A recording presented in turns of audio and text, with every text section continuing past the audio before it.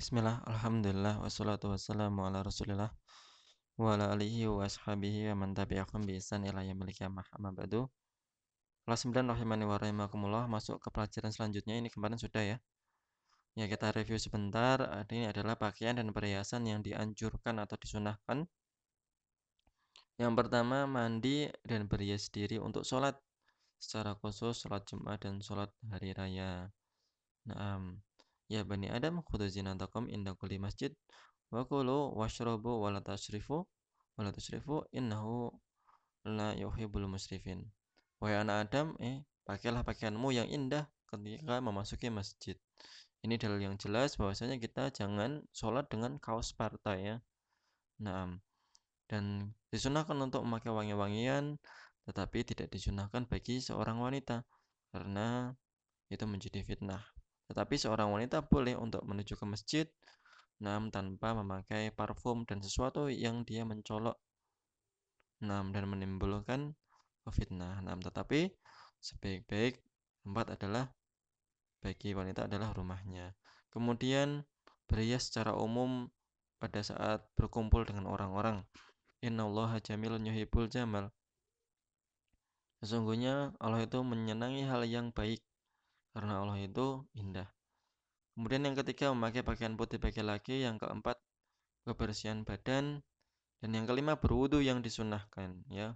Wudu yang disunahkan. Yang keenam mandi yang disunahkan. Nah, mandi yang disunahkan ini adalah sholat Jumat, mandi Jumat. Jadi sholat Jumat atau mandi Jumat itu hukumnya sunnah. Seorang sah sholat Jumatnya apabila dia tidak mandi dahulu. Nah, tapi itu hal yang kurang baik karena mungkin di siang hari keringatnya baunya nggak enak dan mengganggu orang lain. Dan disunahkan di sini untuk sholat. Lama apabila dia tidak bisa sholat, disunahkan untuk mandi. Tapi apabila dia tidak bisa mandi, maka dia naam boleh dia tidak mandi. Kemudian sholat mandi sebelum hari raya dan mandi sebelum memakai ihram. Kalau wanita boleh nggak sholat Jumat? Ya hukumnya boleh apa enggak? Boleh, wanita boleh sholat Jumat. Hukumnya apa? Apakah wanita yang sudah sholat Jumat itu boleh tidak sholat duhur? Maka jawabannya tidak boleh. Karena sholat Jumat bagi wanita tidak wajib. Itu hanya sunnah. Dan ibadah yang sunnah tidak bisa menggantikan ibadah yang wajib. Soalnya yang sudah sholat Jumat, maka dia tetap harus mengganti dengan sholat duhur bagi wanita.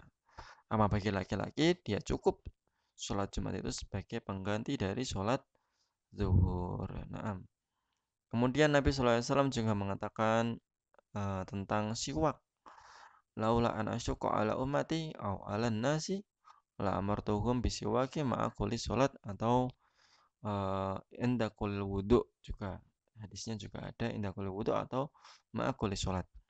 Kalau niscaya seandainya tidak akan memberatkan umatku, niscaya aku perintahkan mereka untuk bersiwak setiap kali akan sholat atau setiap kali berwudu.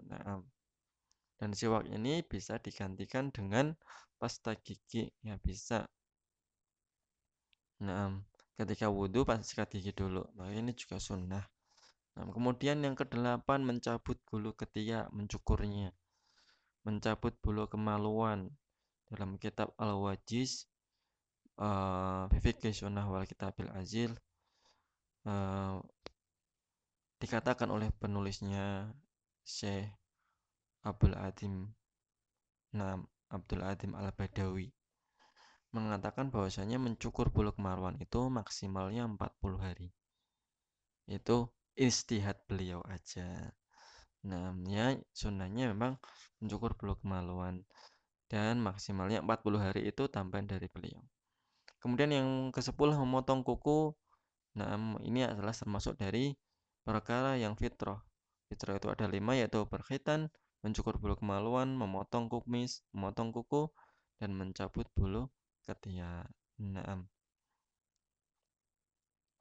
Maka dengan cara yang seperti ini maka akan membersihkan badan dan menghilangkan bau yang tidak sedap.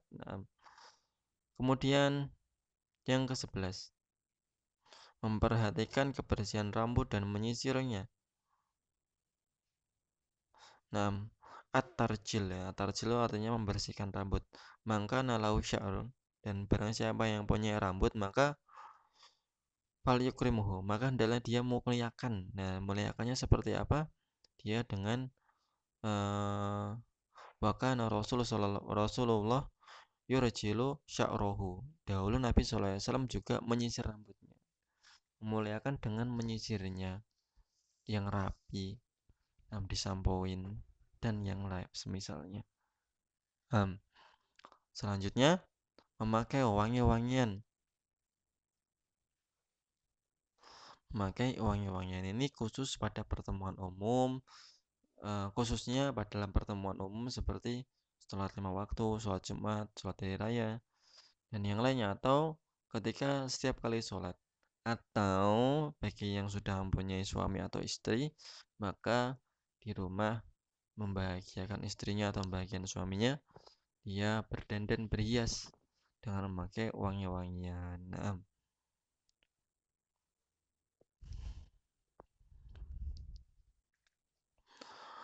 minyak wangi termasuk perkara yang dianjurkan bagi laki-laki maupun perempuan ya. Tapi perempuannya ingat, dilarang bagi wanita mengenakannya apabila dia melewati laki-laki yang bukan mahramnya, meskipun dia keluar menuju masjid.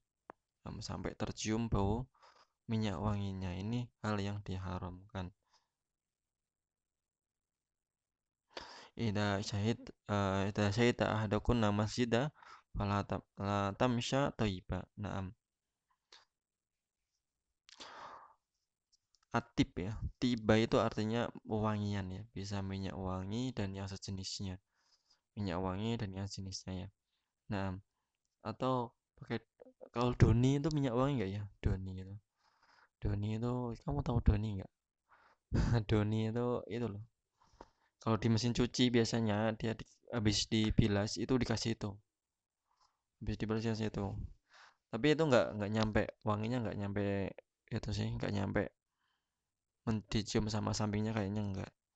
Nah, apabila seorang di antara kalian akan pergi ke masjid, sholat isya, maka jangan menyentuh wangian ini untuk, ya bukan hanya sholat isya, sholat semuanya, zuhur, asar, maghrib, isya, subuh, bagi perempuan dia dilarang menggunakan wangian. Nah, wanita mana yang memakai minyak wangi? Nah, ini hukumannya bagi orang yang memakai minyak wangi. Wanita yang memakai minyak wangi. Nah,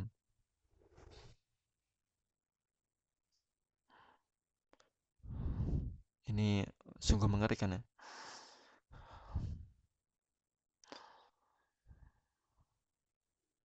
Wanita mana yang memakai minyak wangi? Dari hadis dari Abu Musa al-Ansari mengatakan bahwa Rasulullah SAW mengatakan, wanita mana yang memakai minyak wangi? Famarot ala qaumi. Nah, kemudian dia melewati suatu kaum. Yajidu min rihiha, dan dia mencium, mereka itu mencium dari aroma minyak wanginya. Fahiyya zaniyah, dan dia itu ternyata, maka dia ini adalah seorang orang yang zaniyah. Nah, zaniyah itu artinya pelacur. Nah, seorang yang sukanya berzina, dihukumi sebagai seorang berzina. Nah, maka jangan ya pakai minyak wangi sampai dia tercium oleh suatu atau seorang yang bukan mahramnya. Nah, saya kira cukup. Tapi kalau di asrama pakai minyak wangi nggak masalah, soalnya kan perempuan semua. Nah, saya kira cukup. Assalamualaikum warahmatullahi wabarakatuh.